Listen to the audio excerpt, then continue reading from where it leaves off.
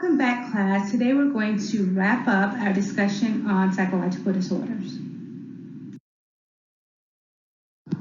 Schizophrenia is the most debilitating psychological disorder that there is. With other psychological disorders, people understand that their behaviors are irrational. They understand that they need help.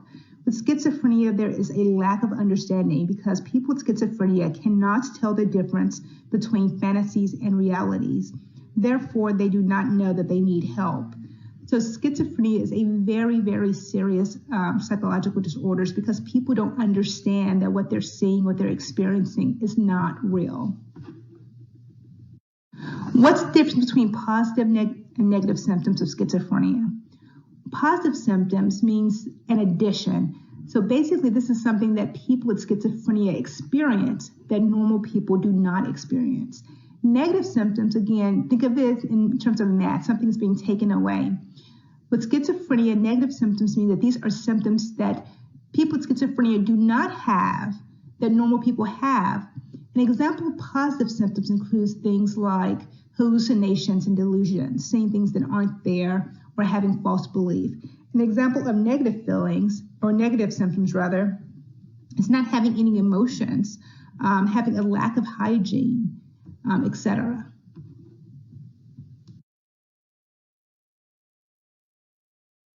Some more symptoms of schizophrenia include a flat affect, basically lacking in emotions, impaired theory of mind, basically the inability to read others' facial expressions and to distinguish one's thoughts from someone else's thoughts.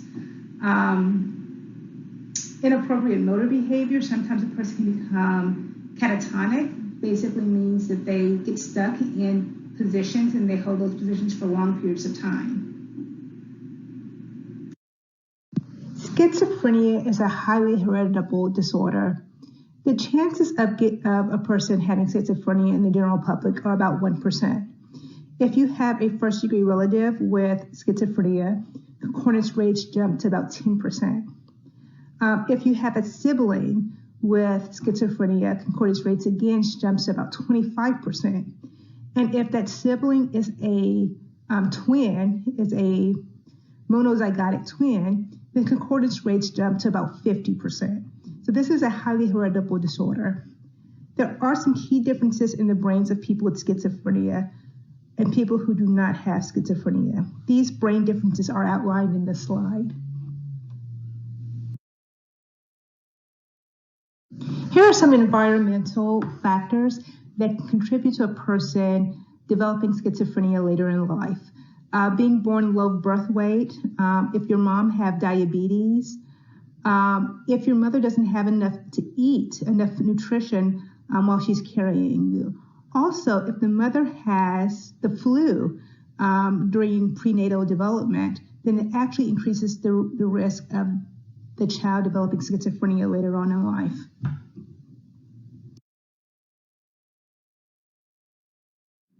Okay, so here is some more information about schizophrenia.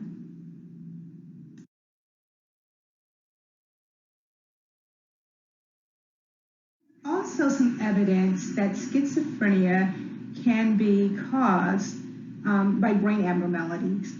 Here you see the difference between a person who has schizophrenia versus a person who does not have schizophrenia.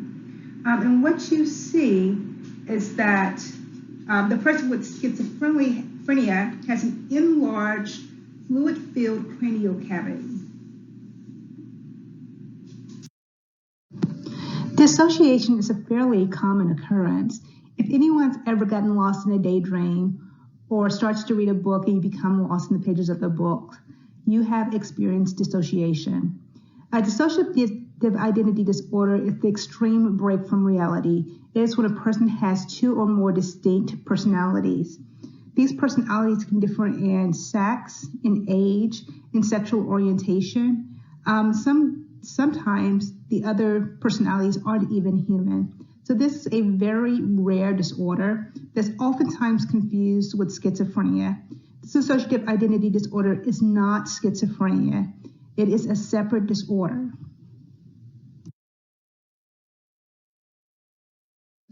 Personality disorders are oftentimes considered the most difficult disorders to treat because with a personality disorder, you have to convince a person that there is something wrong with their core personality. There is something wrong with the way you think, the way you feel, the way you navigate through life.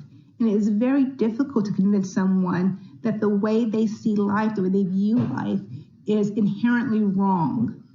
So it's very difficult to treat personality disorders.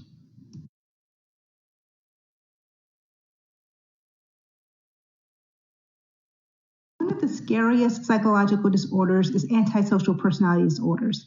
It is not what people think. People think that when someone says, I'm antisocial, it means that you do not like to be around people. That is incorrect. People with antisocial disorder are oftentimes very charming. They like to be around people.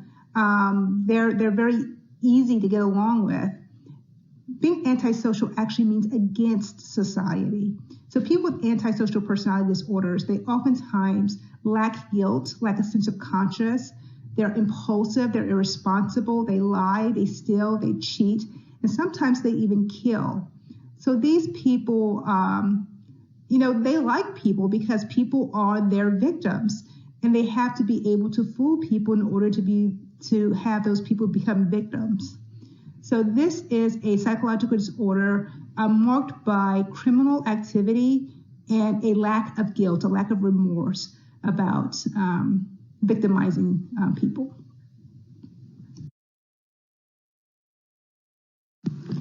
Eating disorders occur in every society, but they are definitely influenced by environmental factors.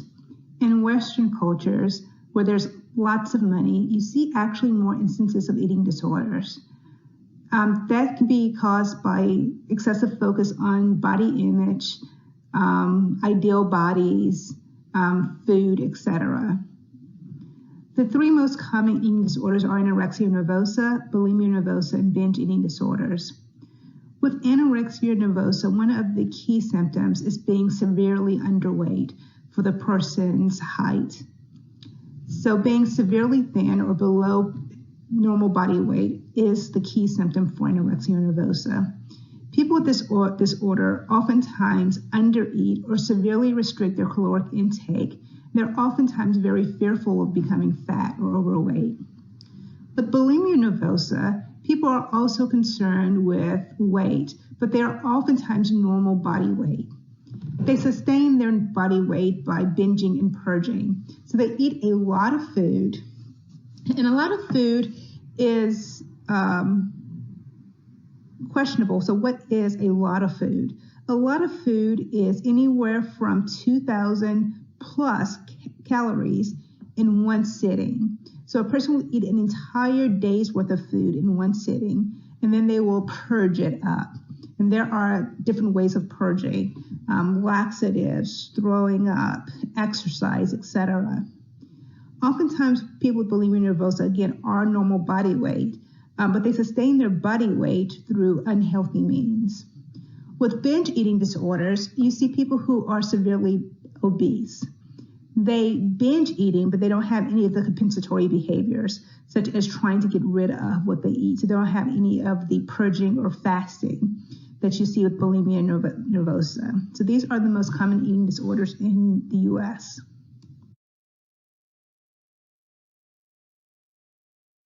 Okay, so this is my last slide. And this last slide basically talks about some more factors that contribute to eating disorders. Things like the family environment, especially a family environment with a bunch of high-achieving individuals who are very perfectionistic, have super high standards, don't tolerate failure, etc. Heredity can play an influence. Again, you see more identical twins than fraternal twins get diagnosed with eating disorders. Cultural pressures, of course, in terms of media coverage, in terms of body shaming, etc. Other influences, low self-esteem, trauma, stressful life experiences, etc. So all of these things together impact whether or not someone will develop an eating disorder.